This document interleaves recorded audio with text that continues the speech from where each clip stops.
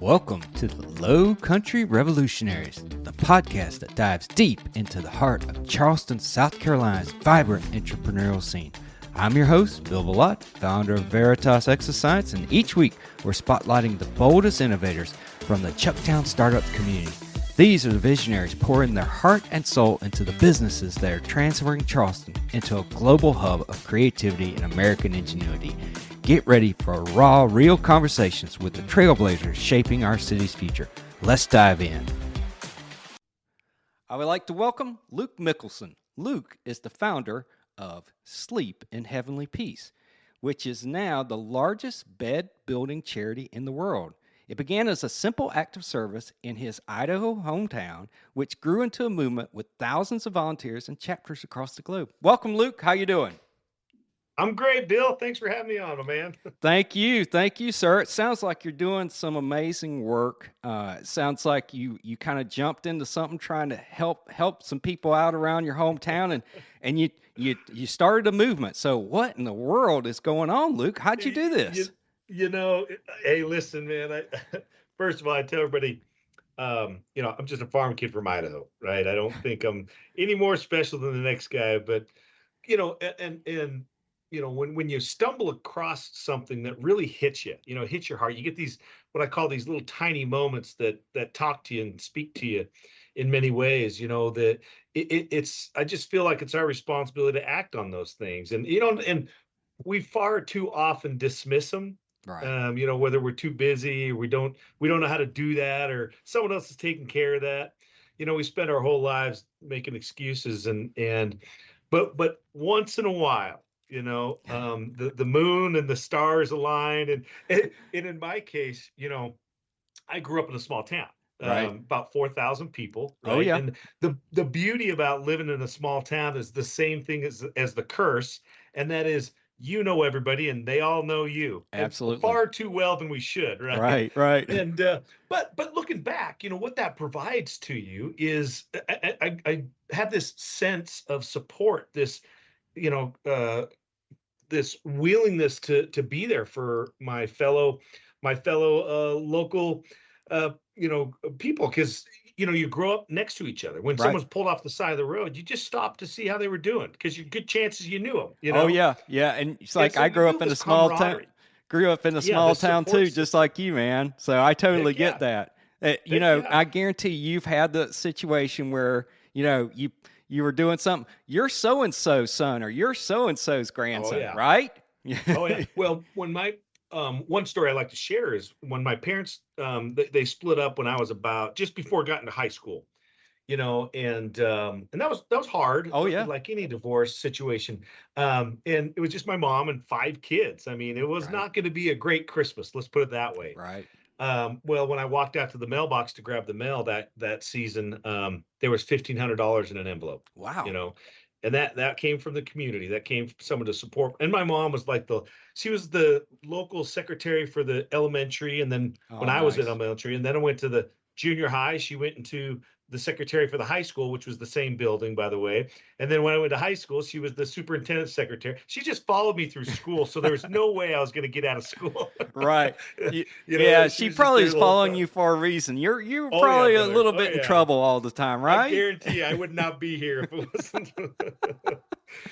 But that's, so when you grow up in a small town, you develop this like sense of camaraderie. And I played a lot of sports. I mean, from a small town, if you had any speck of athleticism, you're going to play sports, right? And I enjoyed it. I excelled at it. I loved the competition, but I loved working with my friends and being with them.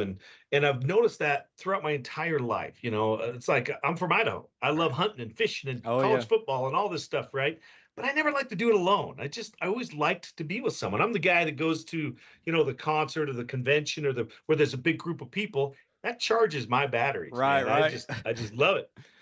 And I can't help to think that came from that growing up stage. But but I was telling earlier, there's when the moons align, right? You have these tiny moments. And mine was at the time when I was 35. This is 2012, so 14 years ago. Wow. You kind of go through in that midlife. Some people call it a midlife crisis.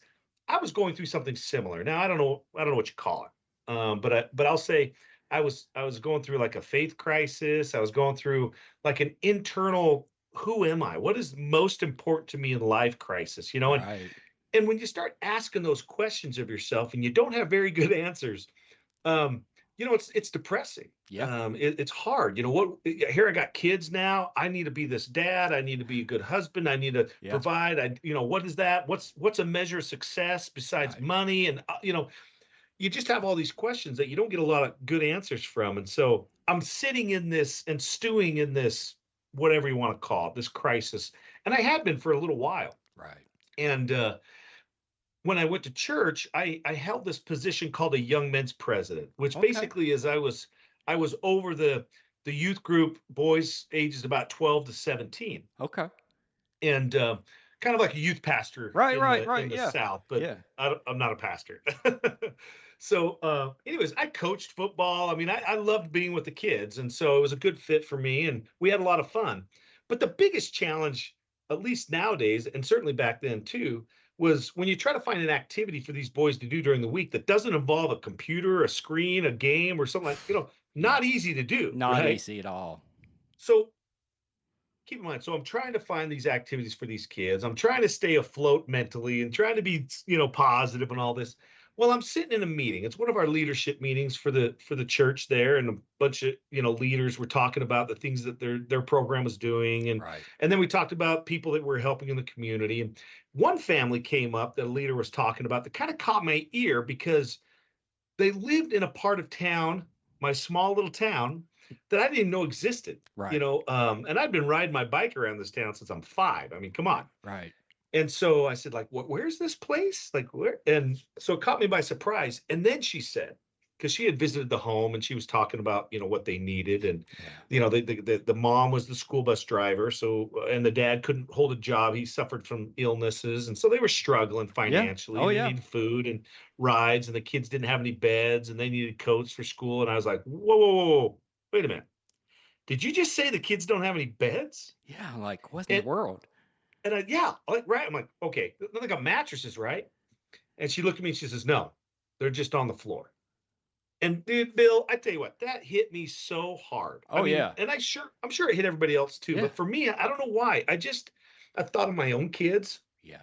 I thought, man, what would it be like to sleep on the floor day in and day out? Right. It was a horrible thought. Right.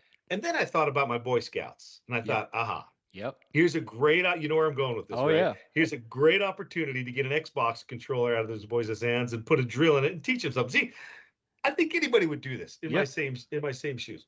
And so I got excited. I went home that night. My daughter had a bunk bed, and I'm measuring this bunk bed and figuring out this easy How do way you to. build these things, right? Yes, I'd never built furniture before in my life. I mean, I'm not a stranger to tools. I'll figure it out. But I had to come up with something easy and safe and Right. sturdy. And so we came up with a good design, and then I had the boys come over, and for a couple 3 nights we built this bunk bed.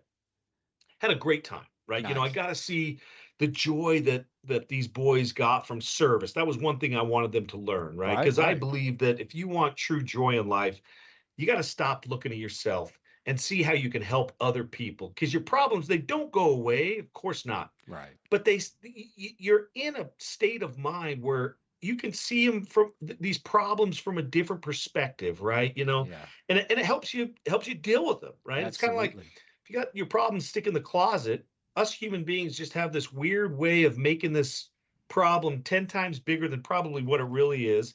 And Oh you yeah. don't do it until you open the door, right? Right. And I think service gives us the opportunity to open the door and look at that monster and shrink it down to a manageable size. Oh So yeah. I wanted my boys to learn this. And I also wanted them to learn the joy of, or at least appreciate the things that they had, because they had a bed. Right. Yeah. So we built this bed, and great experience. But all of a sudden, the night came to deliver it. There was like 30 people that showed up to our Oh my house, gosh. and the word kind of got out of what we were doing, and everybody loved it, and which is cool. But I'm not going to send 30 people over to this 2-bedroom apartment. Yeah, it looked like a gang showing up. I was like, what in the Yeah, world's going on here? yeah.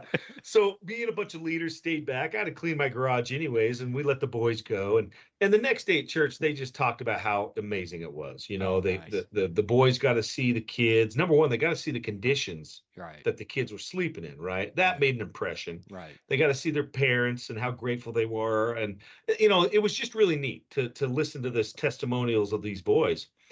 Well, honestly, I was a little jealous, you Yeah. know, because I didn't get to experience that, but I was happy for the boys, right? Right.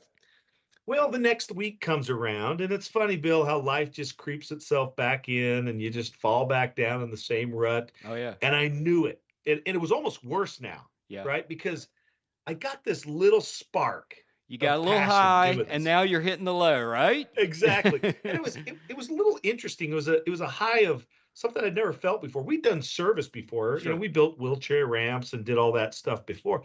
But this one, it just hit me weird. It just hit me good. I mean, I don't know how to Right. explain it. Right. Right. Well, I'm sitting on the couch, going through this monkey motion of what I'm dealing with internally. No one knows this. I'm just trying to fight this depression and how do I get out of this and what do I need to do? Right. And me and my kids, what we watched Big Bang Theory. Oh yeah. That was our program. You That's know, nice. well, a commercial comes on, and it's for some Xbox game, Xbox control. I don't remember something with the Xbox. And you know, being it's just after Thanksgiving, right before Christmas, every parent knows when a commercial comes on what's coming out of the kids' mouths Oh next, yeah. We right? gotta have that. Oh yeah, they didn't disappoint. I'll tell you that. It was like, Dad, can we get this new Xbox? So here I am, sitting on the couch, right? Struggle internally. What am I doing as a dad, as a father, as a human being? What do I, blah, blah, blah. Right. My kids want this new Xbox. They already got one. I just built a bed for kids that don't have them. They got beds. Why don't they? Yeah. I mean, just Yeah. this noise. And I get this tiny moment, this little thought that was like, I think you need to get off the couch and teach your kids something, Yeah. right? Just like the Boy Scouts. And the next thing you knew, I stood up, I didn't say a word, and just started walking to the garage. And my kid's like, Dad, where you going? You know, the program's on, right? Yeah. Yeah. And I said, I have some leftover wood. I'm going to build another bunk bed, and you're going to come and help. Oh, that's great. And you know what? We had a great time. Yeah. I mean, they came out. My daughter's in her pink tutu. My son's in his Boise State jersey. They're hammering and drilling and sanding and do all sorts of stuff. We just had a great time. Nice. You know, I wanted them to feel the joy, just like the Boy Scouts, to Yeah. feel the joy of service. I wanted them to appreciate the things they had and understand that there are kids out there that don't have beds. The sad reality was, the funny, ironic thing about this situation was, okay, we built this bed. I had no idea what to do with it. Right. I mean, we'd already solved. You'd child solved the problem, bedlessness. right? It was Or you already thought done. you had. Yeah, wash my hand, I'm good. And so I'm like, what do I do? And my wife at the time said, why don't you just throw it on one of those buy-sell trade groups of Facebook, right? Now, back then, I didn't even know what that was. Yeah. I wasn't a Facebook guy. Me either. I'm like, sure, whatever. Here we go. So I threw it on there, and two things happened that I was not ready for. Or I didn't plan on it. Number one, all sorts of people commented on this post. People I didn't even know who they were. No Yeah. idea who they were. Right. And they were from all over the place. Huh. And there was friends on there that I hadn't talked to in 20 years were making comments. That was shocker one. Shocker number two was they all knew kids, Bill, that Really? were sleeping on the floor. All of them. I mean, it just blew me away. I'm like, I didn't know any, but all of these people I'm just talk shocked. about kids that are on the floor, on pallets, on concrete, Wow. 3 or 4 to a bed, on couches, on air mattresses. And we all know how that turns out in the morning, yeah. right? It just blew me away. And I got thinking, holy cow, what is this? What is going on right under my own nose in my own small community? And so I got pretty excited because I wanted this bed to go to a really special, needy child, right? A family that needed it. Well, I get a phone call that night from a friend of mine who saw my post and said, hey, Luke, have you delivered that bed yet? And I said, well, actually, no, I haven't. She says, let me tell you about Haley. I said, sure. She says, Haley's a 6-year-old girl that has never slept on a bed before. Whoa. She's only slept in the backseat of her mom's car. They were homeless. Wow. And my friend was, worked for the social services and helped them get a house. And so they finally got a house. And I thought, oh my gosh, this is perfect. Yep, it's what I want. So me and my buddy Jordan, we loaded this bed up and went out to this house. Well, I'd seen poverty before. I'd seen homelessness. We've helped out, done all this, in services throughout my life. Yeah. But I'd never walked into that situation looking at it through the eyes of a 6-year-old. Right. right? And when you do that, and you walk in and and there's nothing in the house. I mean, it's totally empty. There's Right. no couch or TV to watch Saturday morning cartoons like I did. Yeah. There's no table or chair to eat Lucky Charms in the morning like I did. Yeah. You know, there's nothing. There was a can of soup that was sitting on a hot plate. That was it. Wow. And I mean, it just blew me away, especially when you start thinking about it, how a 6-year-old grows up, right? But you couldn't tell. I mean, Haley was just so excited to show these strangers her new house. I mean, Right. she finally had a house, Right. and she didn't know why we were there. I leaned down to her. I said, Haley, why don't you show me, where's your bedroom? Where do you sleep? And I mean, she just ran us back to her room, right? Well, you can imagine what this looked like, right? There was holes in the carpet and tears in the wallpaper. The closet door was missing, right? They used toys everywhere. It's really dimly lit, you know. Yeah. But of all those things, the most shocking thing was when I looked in the corner of the room, there was a pile of clothes. Right. And that's where Haley slept. Right. You know, she came home from school, she put her PJs on, sleep on her school clothes, you know, shirt for a pillow, pants for a blanket, and the next day put her clothes back on and go back to school. And you're like, really? Like, I almost got mad. Right. I mean, I was like just frustrated going, this is going on in my own hometown. In America? Right? Yeah, America, for crying out loud, let alone my own hometown. I'm like, we don't live in a poverty-stricken area. I mean, this is a fairly nice, wealthy community, and this is happening, right? But I got pretty excited because we had brought her first bed. Right. So we started bringing in these pieces and putting it together, and I watched her, Bill. I wanted to see what her reaction was like, right? Yeah. And sure enough, I mean, she didn't disappoint. It was like Christmas morning. Oh, I mean, yeah, I've never seen anything. Can you imagine? I mean, just erupted. She came over and hugged me and my friend, these two strange dudes making all sorts of racket, you know? And then she did something I'd never seen before, nor will ever forget. She went over to this bunk bed, wrapped her arms around it, hugged it, and then kissed the bed. Wow. I mean, that's amazing. I don't know about you. I'd never seen a child kiss a bed, for crying out loud. I mean, how as ordinary as what you and I would consider an item in our house, she thought it was the greatest thing ever. Right. You know, right. And if that wasn't enough just to rip your heart out, right? And I consider myself a big, tough, you know, farm kid from Idaho, just trying to keep it together. Right. You look up and here's mom. Yeah, she's probably single losing mom. It. Yeah.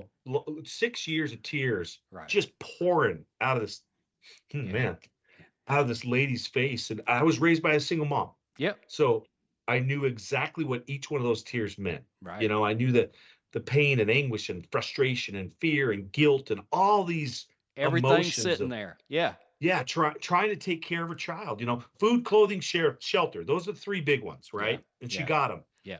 Unfortunately, a bed is a luxury. And it just hit me. I looked at this.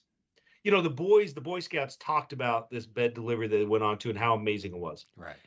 But until you're in the room, you know, until you feel it and you see it, and that there's just this weight that you can feel just lift. Right. You know, and I remember thinking right then, Bill, this is way more than just a bed. Yeah. This is way more than just a good night's sleep. And so that again, I'm a Idaho farm kid. I love hunting. I love fishing, outdoors, Saturday morning football, all this stuff. And I loved it, Bill, for 35 years. Right. And I promise you, I kid you not, in a snap of a finger, none of it mattered anymore. Right.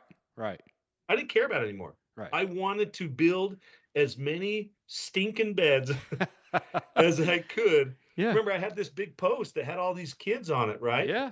We went back, and I remember looking over to my buddies, Jordan. I said, you know what? No kid is going to sleep on the floor in my town if I have anything to do with it. Yeah. You know, and so we just started building beds. That's right. That's amazing. So we started building as many beds as we could. Yeah. And it sounds like you got a lot of people to join in and help out. Other people were excited beyond yourself, right? You know, that was I did not plan for that. You know, it's not easy work. I mean, back then you're on your hands and knees and you're trying to put boards together, and you got to go to the store and pull boards up. I mean, it's not an easy thing, right? Right. But And the funny thing is the more we shared, we built 21 beds that Christmas in 2012 and delivered them all before Santa showed up. Wow. And we couldn't have done it had I not. Every time we delivered a bed, we shared it on social media, and then I'd invite people to come with me. And I kid you not, there were strangers, people I'd never met before, show up at my house. I'd give them a sander, I'd give them a paintbrush, Boom. and they would help me build these beds. It was odd, but so amazing, so exciting to see your community. People have no idea who you are, come out and want to help. And that's when I learned, you know what, there are millions of people in our country, in our communities. They want to help. They just don't know how. Yeah. They're looking for something. And as SHP grew, we went from this family Christmas project for a couple of years to, okay, let's be a charity. Right. We did a charity because the more we shared, the more kids we found that needed help and families, and the more people that wanted to be a part of it. And we started getting calls from friends and families and friends of friends and families of families, all across the country that wanted to do what we're doing in their own hometown. So we said, great, let's make you a chapter, we'll teach you what we're doing. And cool. That kind of slowly grew into, in about 2017, we had about 7 or 8 chapters.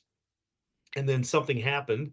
We were featured on a hit series called Returning the Favor. Okay. With Mike Rowe. Oh, Mike Rowe, yeah. Yeah, love Mike Rowe.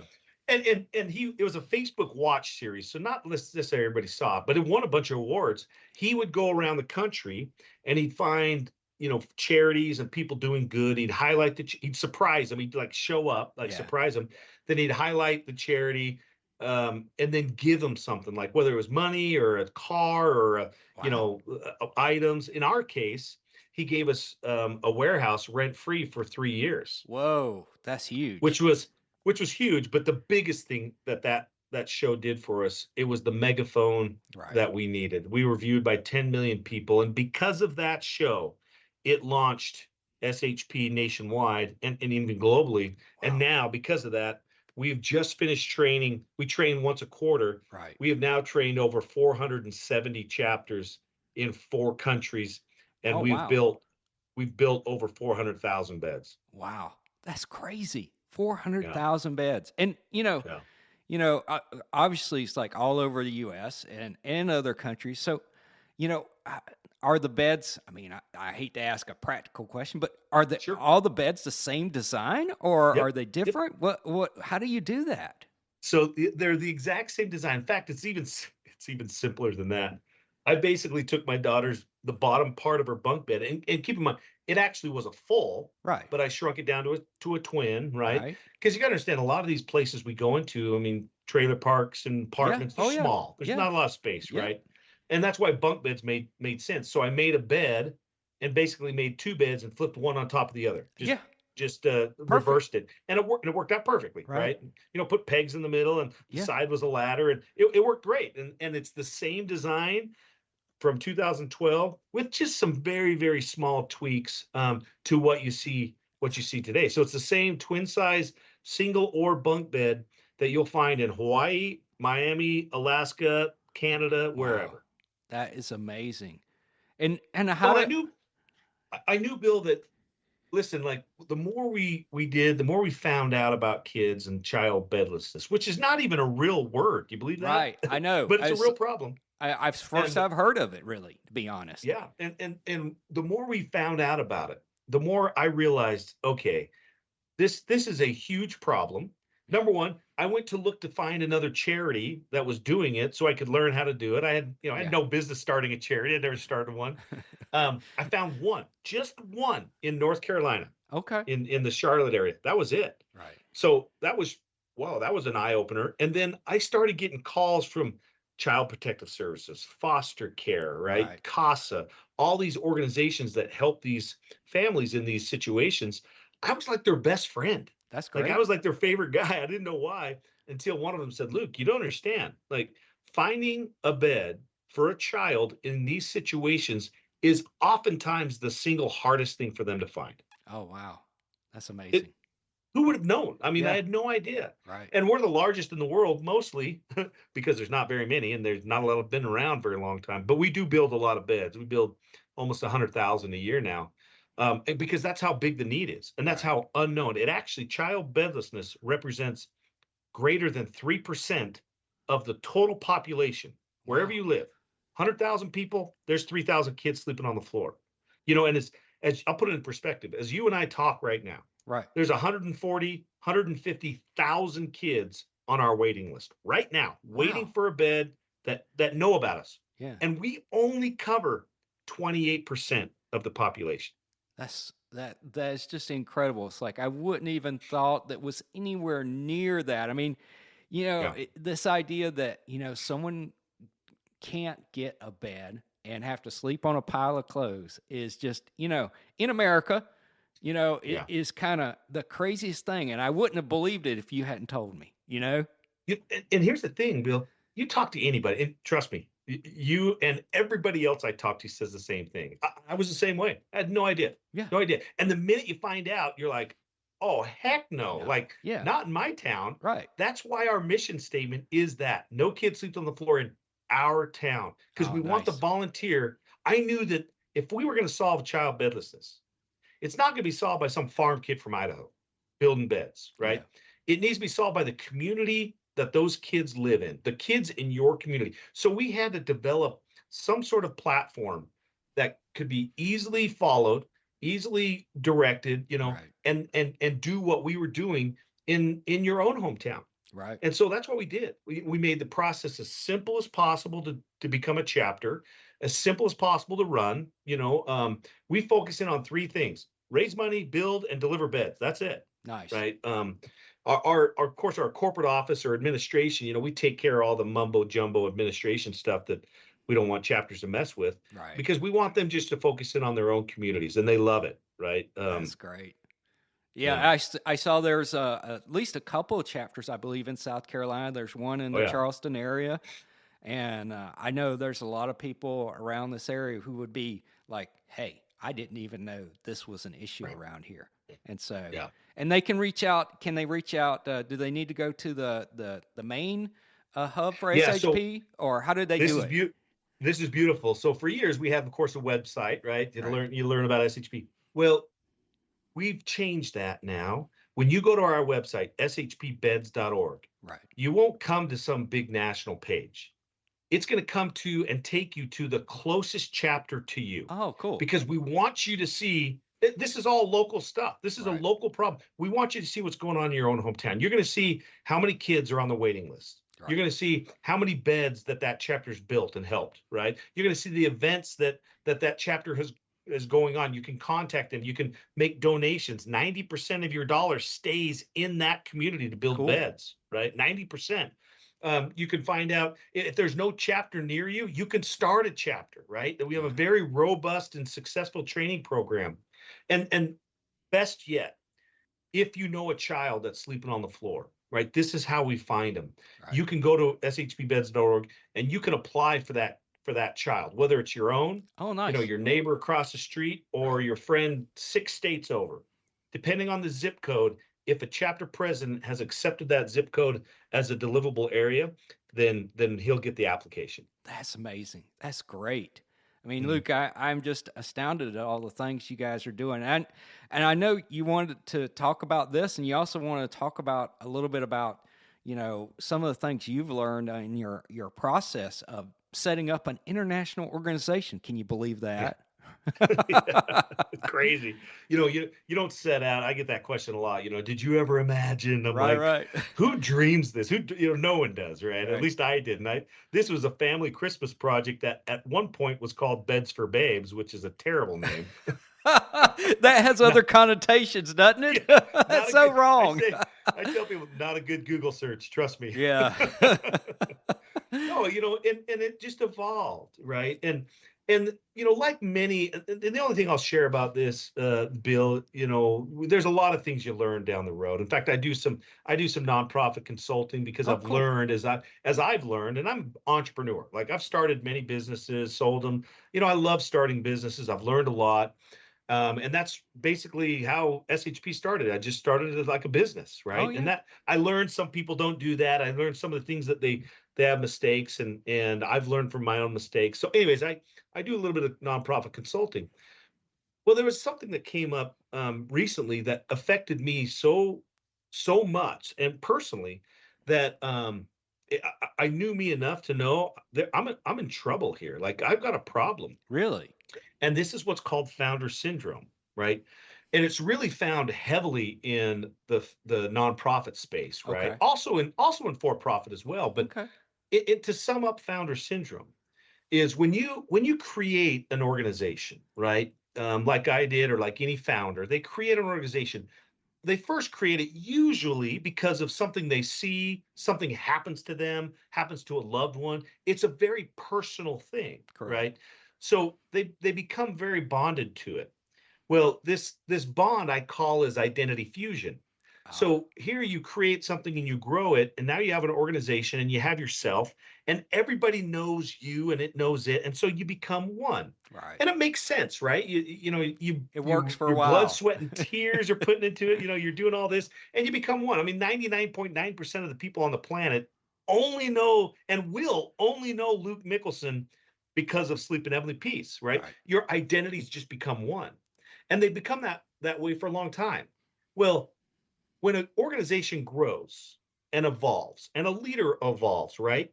These two things do not evolve together, Oh at least yeah. not in the same way. You know, an organization doesn't have feelings and doesn't have emotions, and a person doesn't need doesn't put management, you know, in himself or anything like. So Right. these things are evolving, and this evolution, because of success, keep in mind, right? Right. Because of what we want it to grow, we want it to be successful. It all of a sudden creates a distance, it creates a disconnect, Oh wow. right? Yeah. Or diffusion, a decentralization. So now as a founder, you're so connected and so personalized to this mission. When that disconnect happens, and it has to happen, right? Right. It has to happen to grow. The feelings that get generated from that, a founder is never taught how to deal with it, Wow. right?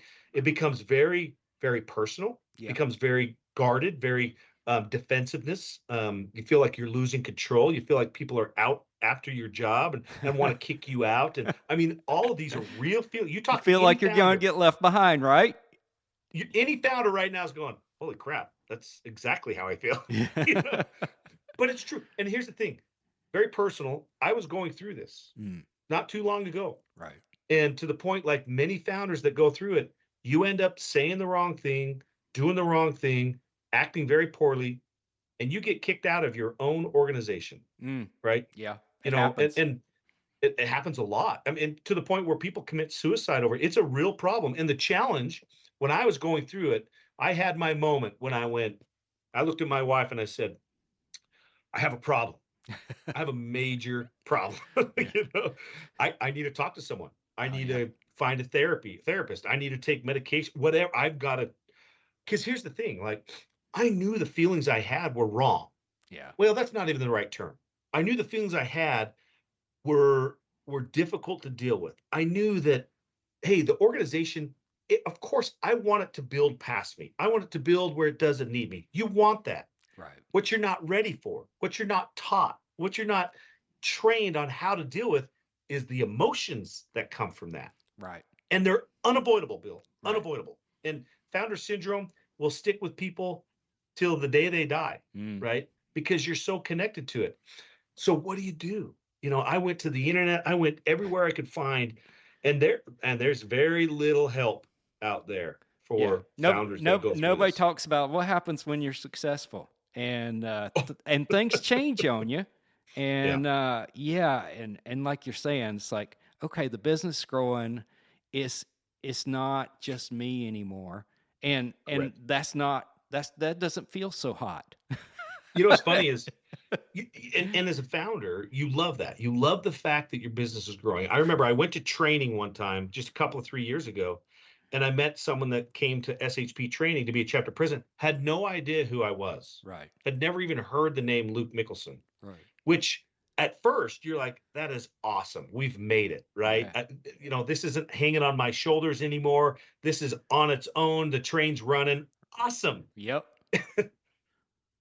But, you start feeling like, oh, what I call relevance wounds, Yeah. right? Yeah. Am I relevant anymore? What hinged on me, what weighed on me, what every decision had to be made for this organization was because of me and what I want to do and how to do it, what's important, and blah, blah, blah, no longer is. You're not invited to meetings anymore that you used to put up. You're not over, Right. employees that you hired. I mean, and again, you love it. You love the fact that it's growing past you. It's the feelings that you don't know how to deal with. It's much like if you're sick, you got the flu or whatever, you don't know what's going on. You go to the doctor. The worst thing that can happen, I shouldn't say the worst, but a bad thing that can happen is when the doctor says, yeah, Luke, I don't know what's wrong with you. I mean, you go home. You're like, oh my God. Your hair out. Yeah. You're like, what the heck? Yeah. Versus if you go to the doctor, he says, yeah, you have such and such. Yeah. You need to do this, right? Yeah. I mean, what a relief. Yeah. And here's the thing, Bill, not only for you, but for your wife and your kids who are also suffering from the byproduct of whatever you're suffering from. And when you don't know what it is, right? And they don't know what it is, your reactions, your mannerisms, your character, whatever's affecting you affects them. Right. Often poorly. Yeah. Versus if they knew, let's say you had cancer, for crying out loud, God forbid. Yeah. Right. But if you have something to deal with. You have some actions. And now when you're home thrown up and sick and frustrated and grumpy and blah, blah, blah, makes no sense. At least your wife and your family can go, listen, okay, I understand. Yeah. Like I can give him a little bit of grace of why he's this way. When you have founder syndrome and you don't even know what's going on, no one else does either. Yeah. Right. And so it becomes a very difficult thing. I put together what I call my founder syndrome survival course, where it's a 6-week program where I coach people like me that are going through it. And I mean, I've talked to some guys that love their mission, love it. But they've emailed me going, I don't know if I love it anymore. I don't know. I have these feelings that make me think that I'm not a part of it, and I don't matter anymore. And trust me, I know exactly what they mean, right? I have what I call the 5 disciplines of leadership evolution, which talks about how to deal with these relevance wounds that you get and how to go through founder syndrome and come out on the other end building legacy, not building defensiveness, which ultimately will get you removed, So It's one of those things that it's not talked about very much, and I appreciate you asking the question, because I think it's something that people need to know, and founders that are going through it, man, there is a way around it. There's not, and I wouldn't say around it. There's a way to deal with it. Right. Yeah. And it's interesting. It's what I've heard this in a little bit different kind of way, but it kind of complements what you're saying is, I've often seen where you're growing in leadership and you're building an organization, a team, or whatever you're building, and you build it in such a way that they can operate independent of you. And so they don't need, and they start needing you less and less. And then at some point, exactly the things you're saying start happening. You start feeling, well, maybe they don't need me. Maybe I'm not relevant. Maybe I'm, getting thrown to the side. All of the things start creeping in. So I can imagine when your identity is so tied in to your job, because it was a very personal passion, like you said, for a lot of these nonprofits. That can be very traumatic. And it feels like your identity, what you've been known for, your legacy is getting pulled from you. And, one of the 5 disciplines I talk about is need does not equate to value, right? And isn't that funny? So true? When we're young, young in the organization, we're needed all the time. We wear all the hats, right? And the more hats, as you grow, the more hats come off. Management gets established, more people get hired on a nonprofit. The board, more people come on the board, more professional people. So it becomes more governance and policy written. And of course, that doesn't need you anymore for that. So you start dumping these hats off, and what you thought, and quite frankly, it was true, where you were needed was great and it brought value to you. But it's hard to realize that when you're taking these hats off and someone else is wearing them, and they're taking it a different route than you, or a different route than you would, and as a blah blah, this whole thing's growing, that lack of need sure feels like lack of value, and it's not. It's just it's the growing pains. It's founder syndrome, and at least now, Bill, as a founder, I can sit here and go, ouch, I got stabbed by a relevance wound. Yeah. But I know where it came from, Right. and I know why it hurts. Yeah. And when at least that, there's the fourth stage of founder syndrome I call naming the monster. At least I know the monster now. I've opened the door. I've looked at him. I know how to deal with him now, right? Or at least I can deal with him. Versus, he's stuck in the closet. He's as big and bad and as ugly as you can imagine him, right? Which always turns into, my friends are kicking me out. I'm not needed anymore. The monster under the bed or in the closet, right? Dude, always here's the problem too. Yeah. And the problem, Bill, this monster's talking behind your head, right? Sit here and talk. And the reason why it's so believable, it's because it's your voice. Right. It's your voice telling you this. That's the monster. That's the scary thing. Because and when you start hearing your own voice, right, it makes sense. It's so funny, and I hate to laugh at you. I'm gonna make fun of you. Oh no, bit. So it's so funny. It's like your organization is sleeping heavenly peace. You make beds, and you've got a monster under your own bed. Yeah. I'm like, wait a minute. Good point. It's great. No, I really appreciate you sharing this, because, I think a lot of people get this feeling, whether it's they build an organization or they're just working at a job. They've been working at this job for 20, 30 years, and now they don't feel like they're being included. They're not relevant anymore. Oh my gosh, somebody wants to, force me to retire. All of those kind of crazy things. So I have to ask now, I think this is a good time. What advice would you have for some of the new entrepreneurs out there so they can start off on the right foot, since you've been through a lot of things? Yeah. As it pertains to founder syndrome, since we just talked about that, the best advice I give you, and this actually was, I'm robbing this from a friend of mine just a couple months ago that said it, and make total sense, was realizing when you start something, whether you're starting an organization, whether you're starting a new job, a new position, or you're starting a new, program in your current job, remember one thing: when it comes to business, your company will not love you as much as you love it. And that's really important to understand. Truly, right. When you start it, and I've started, for example, one of my companies I started was an axe throwing company, right? Okay. I loved it. I love entertainment. I love how the people come in and have fun. But, you got to realize that business doesn't give two whats about you as it grows, right?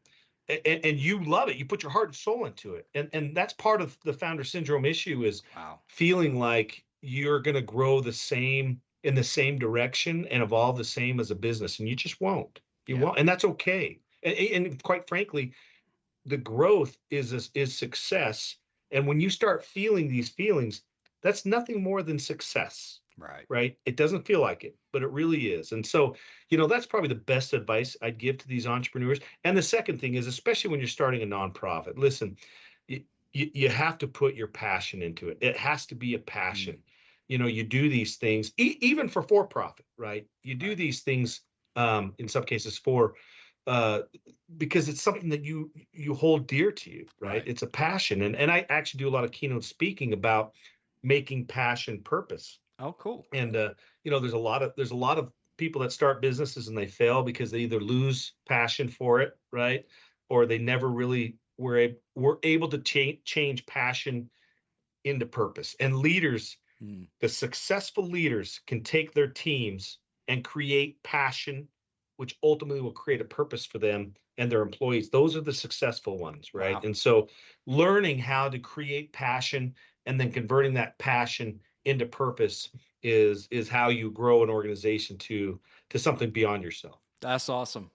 That's great advice, Luke. And definitely we'll have to have you back on again, and you can talk some more about this. You can talk some more about founder syndrome or anything else you want to. Really, it's like, I'd love to hear some more about what you guys are doing with the beds, because I got to think, crazy enough, it's like you guys are starting with beds, but I could totally see your organization expanding to other areas, because it sounds like there's a lot of kids with needs out there that haven't been addressed. So Yeah. There is. Yep. Well, thanks for having me on, Bill. Appreciate it. Thank you. That's a wrap for this episode of the Lowcountry Revolutionaries. Thanks for joining us as we celebrate the fearless entrepreneurs making wave in Charleston's Chucktown Startups community. I'm Bill Billotte, and it's been an honor to share these inspiring stories with you. If you enjoyed this episode, subscribe, leave a review, and share it with someone who needs a spark of Lowcountry innovation. Until next time, keep pushing the boundaries of what's possible.